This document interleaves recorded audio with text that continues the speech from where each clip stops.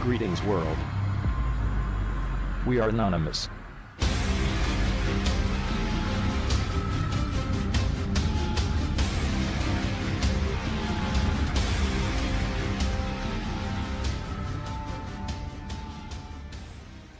The Syrian deconfliction talks currently ongoing between the Ministry of Defense, MOD, and the U.S. Department of Defense, DoD, reveals an astonishing exchange between the chairman of the U.S. Joint Chiefs of Staff General Joseph Dunford and Defense Minister Sergei Shoigu, wherein it was revealed that President Donald Trump has been employing the tactics of the ancient Chinese military strategist Sun Tzu against the American mainstream propaganda media in order to destroy them, and all of whom have now unwittingly plunged into what is being described by some members of the SC as the Trump trap.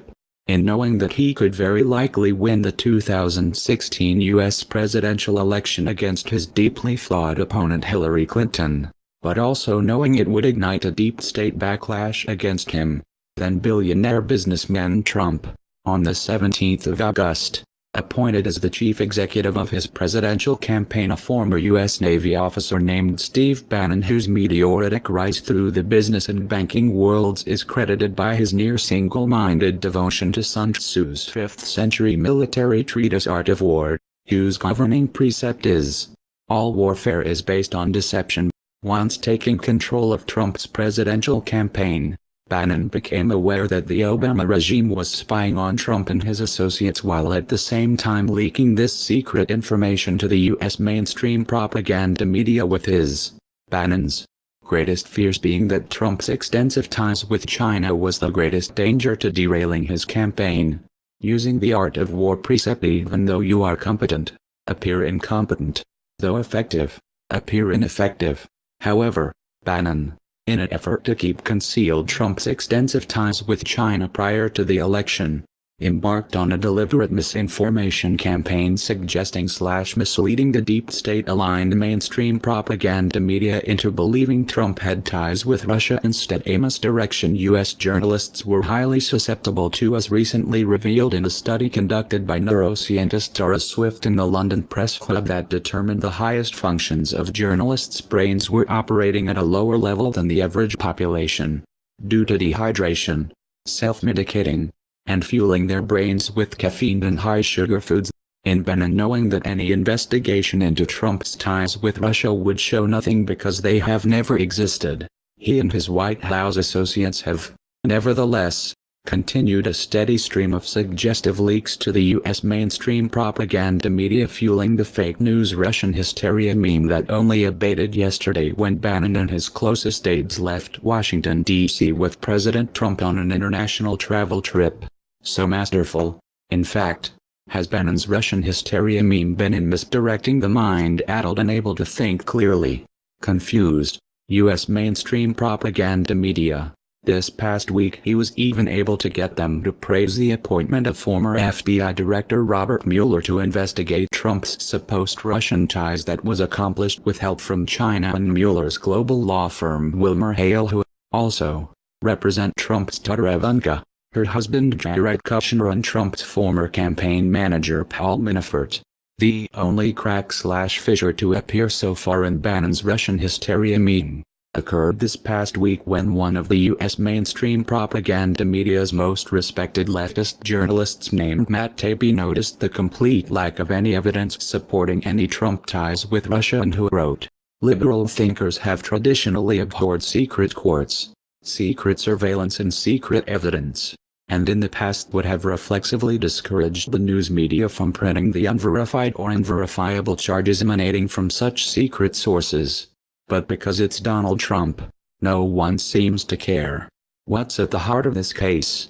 Why can't we be told what's going on?" Echoing Matt Taibbi's growing concerns of any evidence to support the Trump-Russia meme, is the highly respected former CIA and U.S. military intelligence officer Philip Giraldi, who wrote that the investigation into Russia and the Trumpsters has been a high priority at FBI and also in Congress for nearly a year, yet so far no one has produced evidence that anyone broke any law or even that someone did something wrong, and who further questioned why Obama's former CIA Director John Brennan has not been questioned by anyone, with Giraldi stating, while former FBI Director James Comey, current NSA Director Mike Rogers, and former Justice Department senior official Sally Yates have all appeared once. Brennan's absence is conspicuous as he was the senior national security official most closely tied to the Obama administration, may have had the tools at hand to fake the Russian connection, and has also been plausibly linked to encouraging British intelligence to provide damaging information on Michael Flynn, with the entire American deep state mainstream propaganda media apparatus having now plunged into Bannon's art of war Trump trap by their historic negative coverage of President Trump due to the entirely fictional Russian hysteria meeting. A just-released Harvard University study is now showing, too, that the anti-Trump coverage of these media charlatans now exceeds over 85%. With CNN and NBC astoundedly airing on an hourly basis 93% negative coverage of America's new leader. By Bannon's employing his Trump-Russia meme using the art of war precept, the business of the general is quiet and secret, his plans are calm and deeply hidden, so no one can figure them out. Secrecy and misdirection are essential arts too.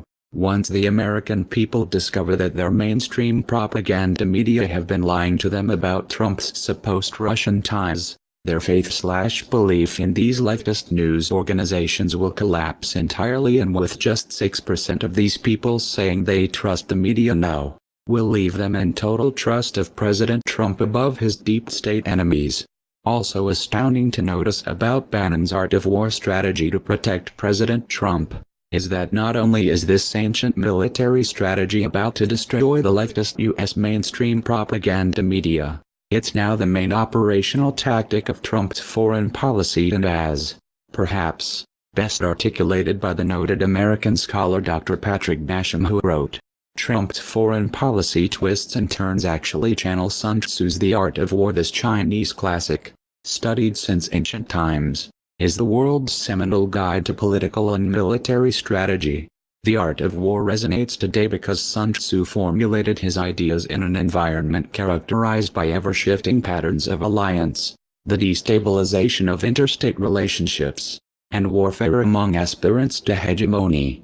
And in following Bannon's art of war strategy in his foreign policy too, President Trump is even today in Saudi Arabia to conclude what will be the largest arms deal in American history, valued at over $350 billion during the next 10 years, that if successful will remake the entire Middle East, but if fails could actually ignite World War III.